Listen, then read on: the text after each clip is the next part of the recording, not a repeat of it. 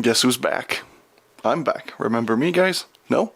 That's normal. I haven't posted in exactly 1 year, but I'm back. Spooky Celluloid, bringing you some more spooky movies, and today a Arrow video unboxing. Yeah, one of my favorite labels, if not my favorite labels. And I'm gonna be unboxing my Easter sale, because that's exciting. So if you just want to skip to the movies, go right there. And I'm realizing the sound is probably shitty because I'm holding a fucking knife and swinging it around, and it'll probably sound like ass. But hey, that's what you guys are here for. Some good quality YouTube content. So yeah, and here's some ASMR unboxing.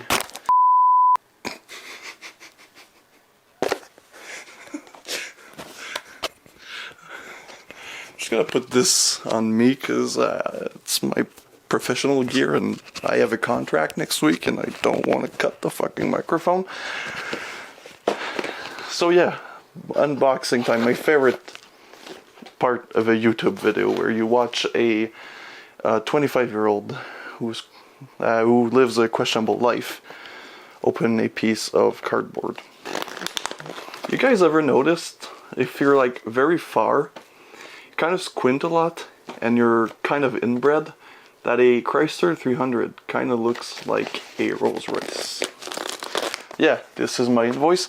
I forgot most of the stuff I ordered because I'm kind of half retarded, if you didn't notice yet. And right away I am greeted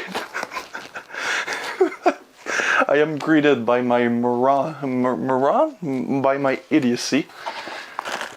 This is Pulse. This, I've heard only good things about it, and it's a limited edition. Looks awesome. You know I love J-horror. And this is a second copy of Pulse. Now, why do I have two copies? Well, you see, guys, I was going to Toronto when the sale started. So I ordered all of these on my phone, and I was too stupid to notice that I actually pressed on Pulse twice. So I bought Pulse twice. So if anybody needs a copy of Pulse, hit me up. I have a spare one. Now, if I think positive, it's actually a limited edition, so it might keep its value. So I'll just unwrap one of them and keep the other one sealed, but I'm not a reseller, so I'll probably just sell it for like the equivalent of what I paid for it in Canadian dollars, so probably $15. So if you're a collector and you love J-horror, as you should, because J-horror is fucking badass, and this movie looks really great. It's one of what I hear, the greats of J-horror. So it should be a really good video, and if I don't cut out all of the parts where I try to open the movie, this might be a long video. I'm in pain. Why?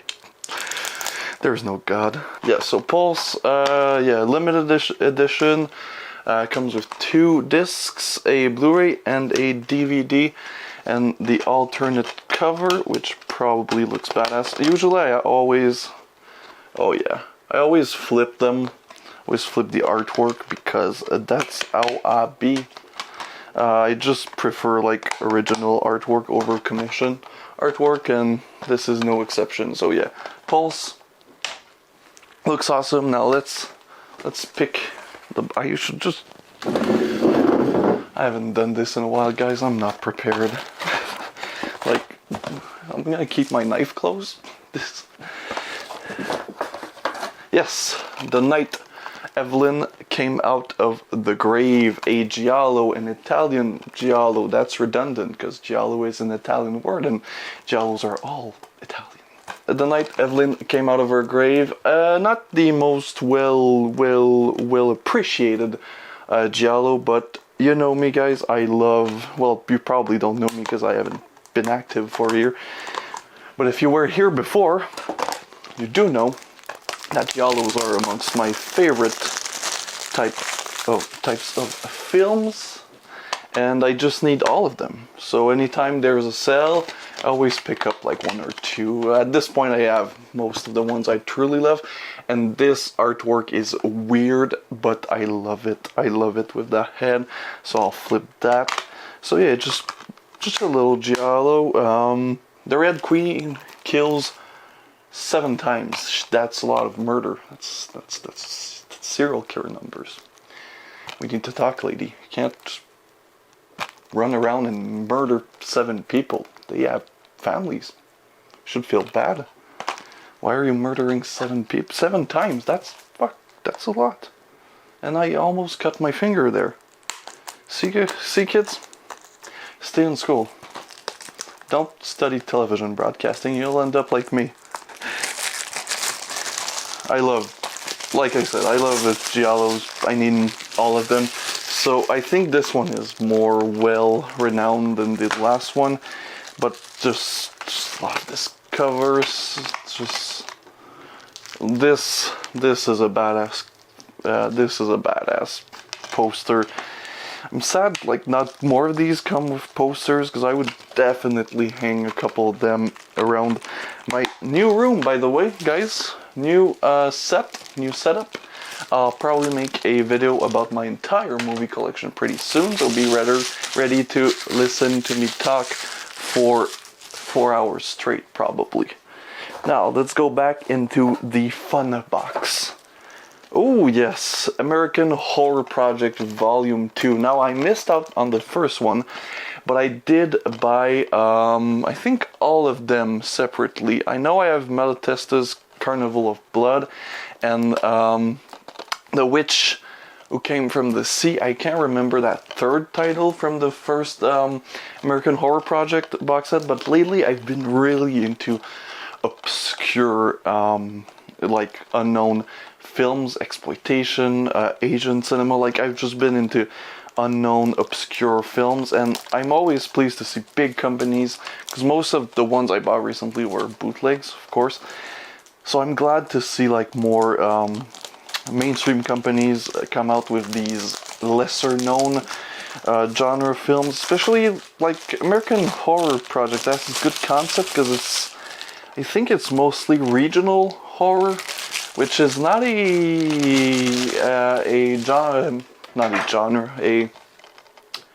place I have a lot of horror movies from. Dream No Evil, Dark August, and The Child, and I don't know any of these movies.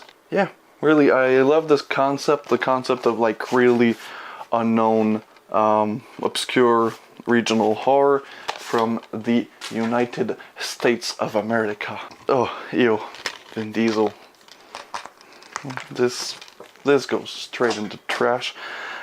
So you have a disc for all of them.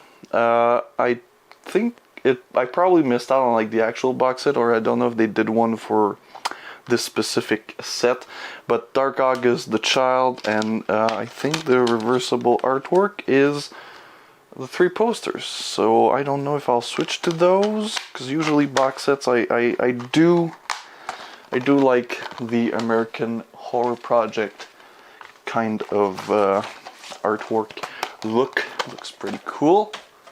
So yeah, that's good. Oh, this the thick boy. This a thick boy. This is what I like. Oh yeah, my man, the Herschel Gordon Lewis feast, full of bloody goodness. 14, I think, 14 movies from the more well-known Herschel Gordon joints, like A Blood Feast, 2000 Maniacs, Color Me Blood Red, and this is all the ones I'm familiar with. The Wizard of Gore, of course, The Gore Girls, which I recently rewatched The Wizard of Gore, and it's terrible, but I love it. So this is like basically the small version of that serial box set that they had, and so 7 Blu-ray discs, and some of the more unknowns for me personally, like Scum of the Earth. I've heard about it, but like Moonshine Mountain, Something Weird, How to Make a Doll, This Stuff Will Kill Ya, like this probably for the hardcore H.J. Lewis fans, you're like, yeah, how did you not know about these classic cinematic experiences? I don't know, dude. I just know Herschel Gordon Lewis from his gore films, and I think he did some Nudie Cuties. Probably. I think that's where him and David Friedman met. I don't know. You guys can correct me. Some of the more hardcore Herschel Gordon Lewis fans could correct me on that, but I just love having finally like a definitive Herschel Gordon Lewis collection on Blu-ray and the Wizard of Gore, and so yeah, there's like 4 movies per set there, and the 2 per discs. Thank God. There's a lot of movies per cases, and yeah, the artwork it's beautiful. It is beautiful.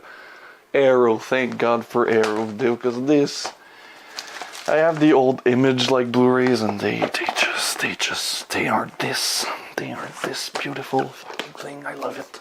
Okay, it's some Japanese cinema. I love my Japanese cinema. I love anything Miike, anything Sion Sono, anything. This Destruction Babies. Horrible reviews, I think, talked about this one. It's one of these battle royale blue thing. How do they call them again? Nihilism cinema, independent, and yeah, this looks really awesome. It's directed by Tetsuya Mariko. I never heard of him, but apparently it's great. So I can't wait. And it's, I can open the box. But like Third Window Films their releases are pretty bare bones. So it's just the discs, and that's pretty much it. Only 2 left. Oh yeah, speaking of Japanese cinema, I love Aerocells mainly because I always get a bunch of Third Window Films. I missed out on the Sion Sono films because I'm a big fan of Sion Sono, but for some reason I don't know his filmography, so I didn't know which films he made that were available. But this is a film by Eiji Uchida, which I think I have one, if I am not mistaken. Yes, Low Life Love, which is also a great movie, which you should also watch and buy and adore. So this is The Grateful Dead. So yeah, can't wait to watch this. I just love Japanese cinema. And finally, The Chill Factor. What is that movie? I don't fucking know. I don't know. The Chill Factor. It's a movie, probably a slasher. The Exorcist meet the Winter Olympics, because that sounds good. Tell Demonic Possession and Snowbound Slashing from director Christopher Webster, producer of Hellraiser and Hellraiser 2. So that concludes my Arrow Easter Cell. Now, I'm going to show you guys some more movies that I got recently. I plan on doing this, I just forgot before pressing record. So here you go, friends. Some more movies, because I also bought some Vinegar Syndrome, Let's start with Liquid Sky, the regular edition. Obviously, I haven't had the slipcover edition in years, because this came out pretty long ago. Well, for Vinegar Syndrome. I don't know why I never picked it up. I didn't know what it was, and I'm glad I picked it up, because this, this is a great movie. This is so weird, psychedelic, experimental, very, very 80s. The main actress, Anne Carlise, plays a male and a female role, and she's just magnificent. The costume design and it's visually striking, and it's from an era that's far gone in New York cinema called the No Wave movement, I think, where it was mainly New York artists just picking up 16mm cameras, kind of doing their shtick, being artistic, And I think this is the first of this kind I see, and honestly, if there anything like this, I want to see more, but I would be very surprised. This is also about aliens killing people when they orgasm, so this I don't know, I didn't know what it was. The first 15 minutes, when you don't know what you're into, are kind of off-putting, but it gets good, it gets great. I would highly recommend it. The dialogue is hilarious. You know, I like crude, vulgar dialogue, and this is just perfect. This movie's great. Memorial Valley Massacre. Now, what is this? I don't know. It's an 80s slasher. Probably very low budget. I'm surprised there's no trauma on the back, because this looks like the kind of shit trauma would put out. But looks fun. Limited edition. And this, you know your guy loves obscure movies and Giallo, so why not mix both? Forgotten Gialli. Volume 2. Now, why do I have Volume 2 and not 1 and 3? Because these bitches are expensive. Oh, yes, they are. And I don't have a lot of money to spend on these. But for some reason, the second one was kind of the one that, talked to me the most. I've seen some reviews, and of the three, I was like, yeah, this one sounds more for me. Because two of them are produced by the infamous Spanish producer Dick Randall. And if you guys don't know Dick Randall, what are you doing on this channel? Get some education, then come back, please. He's the guy behind... He produced Pieces. So, it's composed of 3 films, and again, Vinegar Syndrome. Bang out job. The Girl in Room 2A is a Giallo that's forgotten. I haven't seen any of those, so I can't really tell you what these are about. My Dear Killer, The French Sex Murders, and this title doesn't leave anything up to the imagination, so it's probably exactly what it says it is. And again, this is beautiful. These are art pieces. They're not just Blu-ray releases at this point. These deserve to be in a museum. Speaking of museum, I also got into really trashy, extreme, disturbing cinema recently. I don't like calling it that because, makes me sound like a Reddit teenager. But I got the full series of the guinea pig films. Oh, and this doesn't look like a legit release because it ain't a legit release. This is a bootleg. Got into bootlegging. What can I say? I've been delving in more obscure films. Sometimes those obscure films don't have legit releases, and this one does, but it's been out of print since like 2006. And I really wanted a copy. I really wanted to see them because I don't like pirating. That's ironic since a bootleg is pirating. You know what I mean. I don't like watching it online. If I'm gonna pirate, I'm gonna spend money on something that the guy that made it for free. So yeah, it's just, I don't know. I kind of felt obligated. I think if you're into like horror, I think you're kind of obligated to at least see one of them. I don't know. It's just me. I just love this. I just love the titles. They sound so poetic, like The Devil's Experiment, Flower of Flesh and Blood, He Never Dies, Devil Woman Doctor. Let's settle that one. Android of Notre Dame. That one's fucking great. That Android of Notre Dame is a great title. And Mermaid in a Manhole, which is also a great title. Speaking of poetic titles, my last films I will be discussing today. Woman Chasing the Butterfly of Death. Now, how does this not sound great? And it is great. It's released by Mondo Macabro, and honestly, if I had to choose from this collection update, well, the ones I've seen, I've only saw Liquid Sky and this one, but this one I think is my favorite. it starts and you're like, oh, it's a good movie. It's a good experimental Korean film from the 70s. I haven't seen a lot of those before. And then it turns into like a serious drama about accepting your own death. You're like, oh, Jesus fucking Christ, I didn't think about that before. And now all I can think about is my death.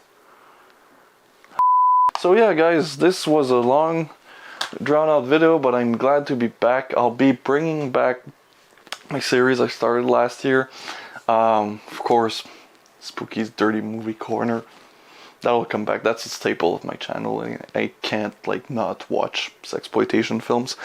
My reviews, my podcast is coming back, but in a totally different style. So yeah, I'm excited to come back, guys. Hope you liked it. Yeah, peace out, boys.